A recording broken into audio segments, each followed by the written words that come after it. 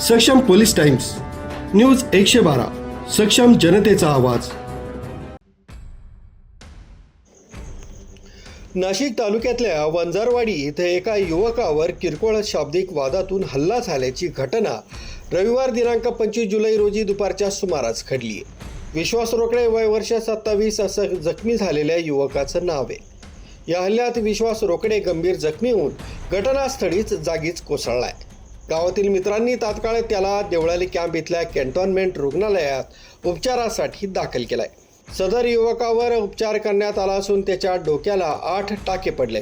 घटनेची माहिती मिळताच देवळाली कॅम्प पोलिसांनी यश परदेशी आणि शुभम परदेशी यांच्या विरोधात गुन्हा दाखल केलाय।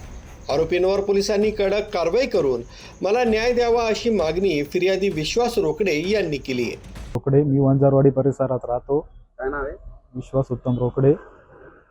आज मी वंजारवाडी परिसरामध्ये राहतो।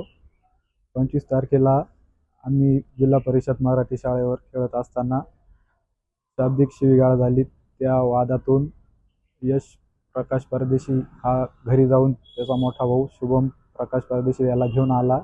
या दोघांनी तिथून लाकडं घेऊन मी नादात असताना माझ्यावर प्राणघातक हल्ला केला। तसेच माझ्या डोक्यात त्यांनी लाकूड टाकलं, माझं डोकं फुटलं। त्याच्यानंतर मी बेशुद्ध झालो।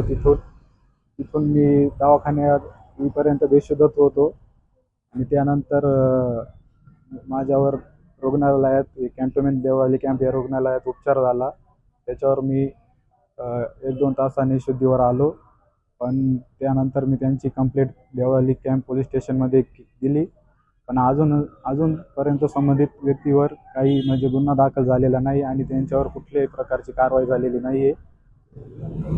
आणि तसेच माझा हात पण फ्रॅक्चर झालेला आहे। आता काय नेमकी काय मागणी पोलीस प्रशासनाला?